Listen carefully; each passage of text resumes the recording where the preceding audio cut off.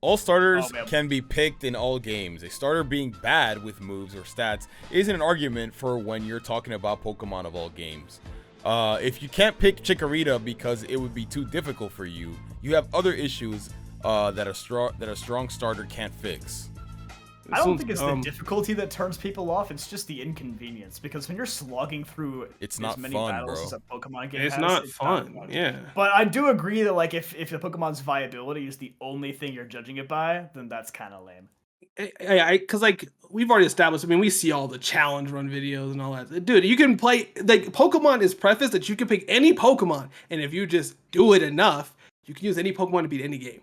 Yeah. It does not matter. Like when I see the challenge runs, can you beat Pokemon Platinum using only Bidoof? Yeah. Yes. Yeah. But The people simple still watch answer, it. yes. People still watch it though. But I don't yes, get it, man. I don't They get want it. to. They want to see the journey. They want to see the journey for it. I understand.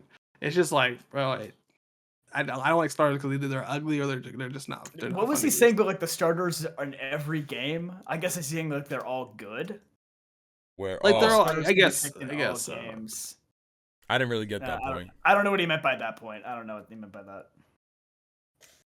I'm still not picking Chikorita. But like Still. even the worst starter Pokemon is still better than the average Pokemon. Like they all have like base Yeah. 500 something stat totals when they reach their final form. So water should be weak to ice. That one's interesting. I feel like ice would be so broken if it beat water of all things. Like I know I mean, ice needs a buff, but not ice that needs a one. buff.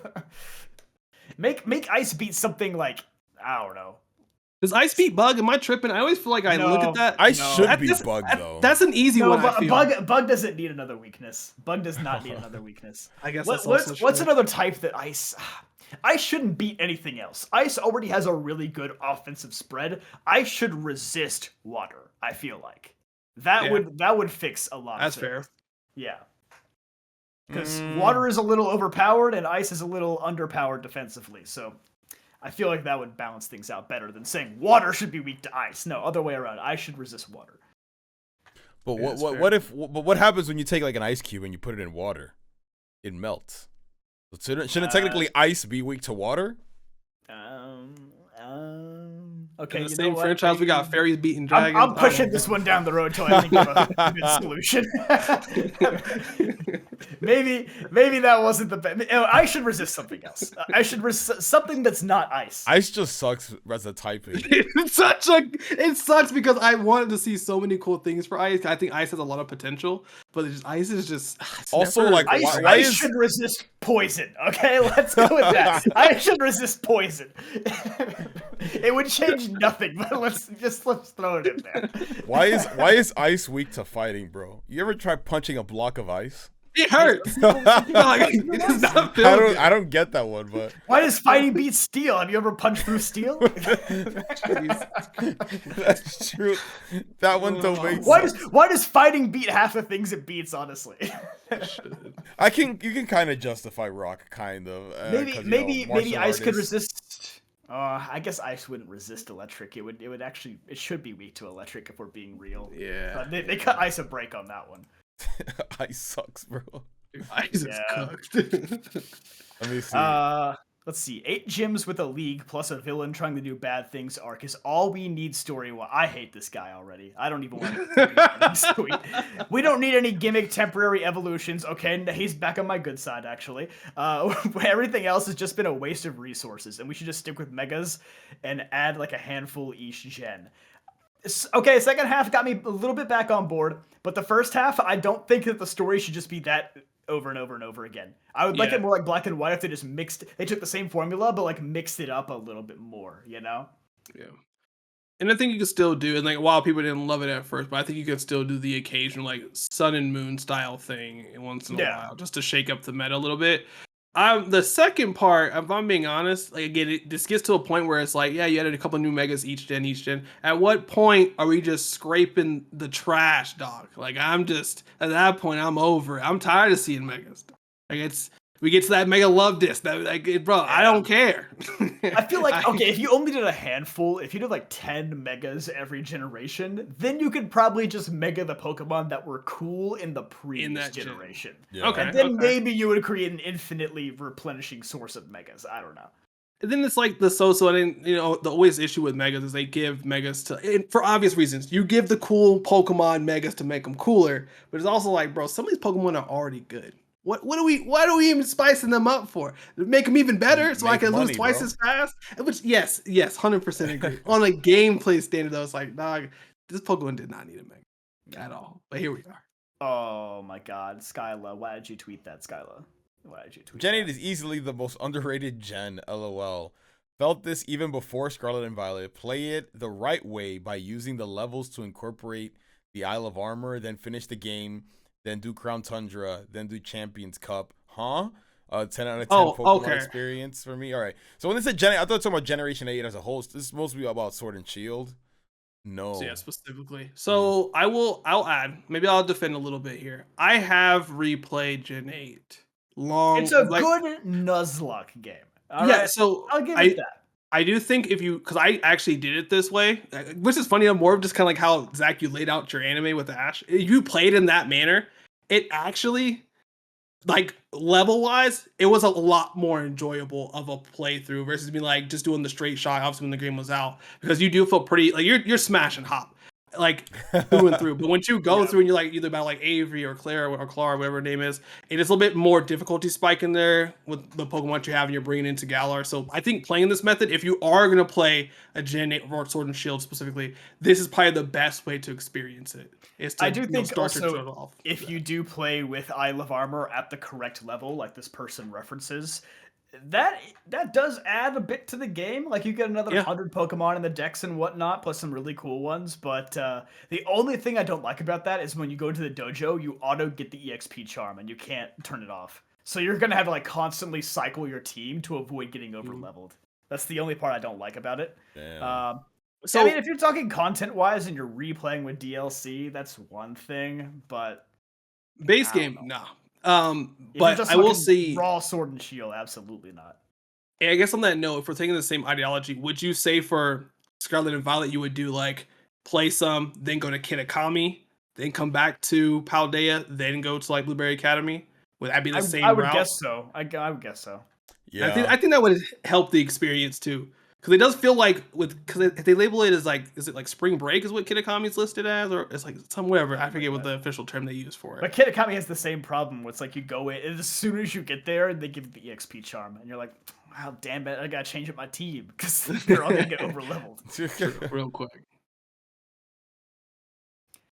Is this from a game? This is the rawest shit I've seen in my life. I love it's just a person just commenting on the tweet, not even just to like about what the tweet is about. Just that's a cool cutscene right there. Oh, okay. We've had a lot of glazers in the replies so far. This is like our first hater here. We love a good hater. Can't actually make good games, and we are all nostalgia blind. This is coming from a 20-year-old vet who's played every game. Ooh. So he knows. Man. He knows ball. He knows ball. He knows ball. But I don't know. They had some heaters in there. You trying to tell me Emerald wasn't a heater? You trying to tell me Platinum wasn't a heater? Yeah. You trying to tell me Heart Gold wasn't a heater? Games. Yeah. Trying to tell me Black and White, Black 2, White 2 weren't heaters? Like, come on, man. Even in a 3D, they hit a few times. Even like I'll even justify it for Red and Blue, even though obviously the minute those games came out, they were still like outdated compared to other games. But there's a Red reason and Blue why was made by like 3 people. Like that one is an anomaly. But there's a reason why the games popped off. Like, even though maybe they weren't the craziest games ever, but there was still a charm and there was still an appeal to it, which is why Pokemon got as big as it did. So I don't know if I agree. Yeah. I want the evolutions to have a full set, not a hot take. Not a hot take. That's just something we're all like, why? You guys, to me, by the way, like, bro, this is just free money you guys are not putting into. They just going right past Felicify. So... Oh wait, I didn't even notice he was there. Scroll up one tweet above Charizard. No way. That was not even on purpose. I just saw. Proven hater. Bro. Yeah, we're skipping that one. Bro, maybe it was just my subconscious. I dead ass just like, I just glossed over that. You were like, that's not important. Rayquaza is super overrated. Wrong. Moving on. The games didn't get easier. Your brain just developed. I mean, kind of obviously. Wrong, but... wrong and right, I would say. Yes, obviously we were all stupid when we first played Pokemon, and that made the experience harder. But I think objectively the games have gotten easier as well. Like I think it's a case of both. Yeah, I mean your starter doesn't even have the super effective type against you anymore. They stopped doing that in Gen 6. Or like back in the day, they didn't even. They always had 4 moves at least. As of like Gen 6 onward, very rarely do all the NPCs have 4 moves. So they've literally stripped stuff away from their moveset to make them have worse coverage. And that's really like the only place where I'd say challenge comes from in a Pokemon game is like what kind of coverage the NPCs have. So by taking away the coverage, they've made it easier. Yeah, the Pokemon defense ones aren't as cool. Primarina deserves more love. Quackle, get this out of here, bro. Get that out of here, dude. No one wants to see that. It's entirely possible to find enjoyment out of any Pokemon game. Yes, even that one. I mean, you could find enjoyment out of anything. Yeah. What do you mean, at that point? What are you even tweeting? Yeah, this is nothing. This is just word vomit. Black and white, white 2 are still the absolute peak. That's just a fact. Did you just time travel from 2011 and you think that your opinion is like, you know, revolutionary or something? Hey, stop right there. Oh, this might be for you, bro. Was released in the wrong era. Bro, it deserves so much more recognition than it ever got. Not just within the realm of Pokemon, but fighting game community. Bro, look, I agree. This is the one. That's one of the whole damn video, okay? 100%. I think Pokken, and maybe because it was their first game, I think they definitely should try again. You know, I'm sipping the copium for Pokken too, dog. I think there's just streamline it for the morons. Okay, you streamline it for them so they can actually play the game, and then you just boost it more in the fighting. Like fighting games are huge. A lot of people are winning money off that, whether it's like Street Fighter, Tekken, etc., etc. That side is just massively bigger, and then you just factor in people who also love fighting games. With Pokemon, gas. It just released, I think, too early. Let it have released like around this time. Be performing a lot better, especially with like the newer Pokemon we have now too. Also, wait, was Pokken during like Wii U era? Yeah, first game was Wii U. That's the problem. That was the problem. It was doomed from the start, just releasing. If it came out on Switch, I think it probably would have done better. It still wouldn't be here. The Switch port wasn't even good, if I'm being honest. Like it wasn't. See, I didn't play the Wii U because I didn't have one. So my initial was the Switch one, and like I enjoy it for what it is. But it's just you can definitely tell that it was just so coded for the Wii U. They're like, we'll just try to make it fit where we can, because it was doing really well in Japan because it was more of an arcade style game, like your Street Fighter and Mortal Kombat. Game. And it looked amazing. It looked great. It looked fun to play. Good. I'll give it that. It looks a little muddier on Wii U and Switch, but in the arcade, it looks so pristine. It's the best Pokemon's ever looked, honestly. It's so good. Think honestly, like Pokemon, try it again. Streamline some of the like play style things, and you guys are just added even more. I mean, that game came out Gen 7 era, right? Is that what it was? Technically, it was just before Sun and Moon. They added Decidueye after the fact in the DS. Yeah. So like, I mean, if you think about it now, how many more Pokemon they could add in? Yeah, Ceruledge, you got Armarouge. You just those two alone are just bangers, but you can put. How did they never put Hawlucha in when he was like brand new? Bro. Because they opted for Pikachu Libre. That's why. That was dumb. Yeah, that was dumb. Oh my goodness, bro! This is a plethora. They were like, we can reuse the same model. Let's do this one. Bro, imagine Ceruledge. Oh my god. Ceruledge. I think like cool ones. Like I've always said is Palafin. Oh my god. Palafin would go nuts. He would go nuts.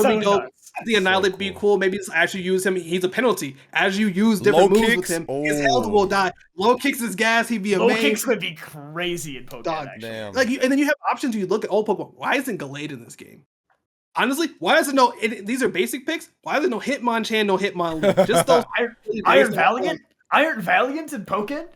Whoa. Kind of nutty. And the crazy thing too is because how fighting games have shifted the last couple of years, for like people who are not familiar with the realm, they've just started making base games and just saying, hey, this is gonna be the next game for the next 5, 6, 7, 8 years. We're just gonna keep adding DLC. When you have a franchise like Pokemon, where you have this many options, and you can clearly choose the weird ones out of the like you can choose Suicune, which I didn't expect to be in the game, but it's a dog fighting or beast fighting, whatever, right? It's like you can really choose any of these. Like you can pick the more out of the box ones, like Goldango. Imagine he's just surfing around the entire arena. Like you have options of like different Pokemon you can use, and then just keep it as the base game. And then over a year, this year we're dropping 4 characters or 8 characters over the remainder of the year. 4 this year, 8 this year, whatever the case may be. You can just keep going. Yeah. Call it a day. What else we got on here? I liked the Sun and Moon anime. Good for you. So do we. Mystery Dungeon has better writing than any of the mainline Pokemon games. Agreed. Also not hot. Well, Literally not all of them. Not all of them, but like obviously Mystery Dungeon Explorers of Sky is up there. And even the original one too. The worst written Mystery Dungeon game is still like a top 5 written Pokemon game. We need more appreciation for the weird designs. Not every Pokemon needs to be traditionally cool or cute. Agreed. I think there is appreciation for it. Yeah, there is appreciation. I think we always like established every Pokemon has its fans. So like, yeah, bring them on. I will say, I recently had to use Babaracle for something. That Pokemon is ugly as hell. It is. I realized I really do not like how He's this Pokemon very ugly. Sometimes I just don't connect with a Pokemon because it's a little too weird though. Yeah. I remember I tried using Hariyama in Oras because I never used Hariyama before, and then I played with him in Pokemon Ami, and I was like, "Dog, where is your mouth?" And then I was like, "I don't want to use you anymore." Because like, if I don't know your basic anatomy, I don't want to use you. I can't relate to you. Even as a humanoid, he's weird. So, yeah. Absolutely nothing wrong with. Yep, we're skipping this one. We talked about it. We talked about why he's wrong. He's got 14K likes. I hate Twitter. Oh, Bulbapedia joined in?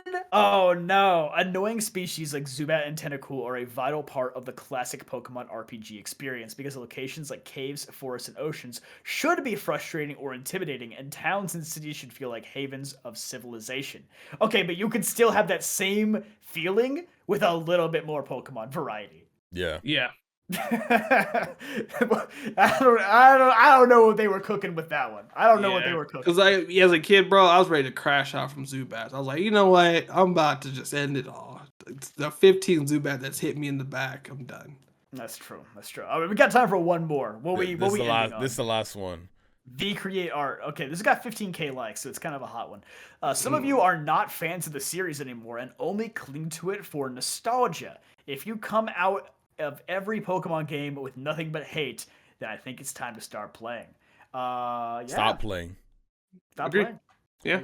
That's a really good point. I think it is an interesting conversation to have because there are people, I'm not going to say who, like, I'm not going to be calling people out, but it is kind of like a little bit annoying when you see people like they play the new Pokemon game and like in the new generation and they just start shitting on it. They just like don't like anything that's happening in current Pokemon. It's just like, why are you invested in it, bro? Just let it go. Yeah, why do you keep buying it? You know, bro? it's okay to put your money. It's okay to let your childhood like go a little bit and like find new things. You know, like look, I hate shills, but I hate people who just mindlessly hate everything too. Like, you know, I know we've been a little critical in this podcast, but there are things I like about Scarlet and Violet and Sword and Shield. I don't hate those games entirely. What about BDSP?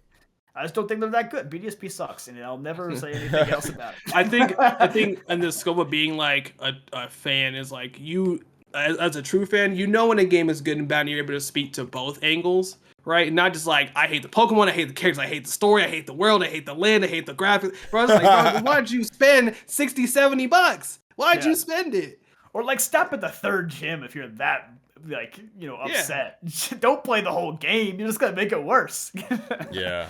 Also, I feel like a little bit as well, like the way just like the online space has kind of changed over time because like basically since Gen 8, since the national decks, it just become popular to hate Pokemon.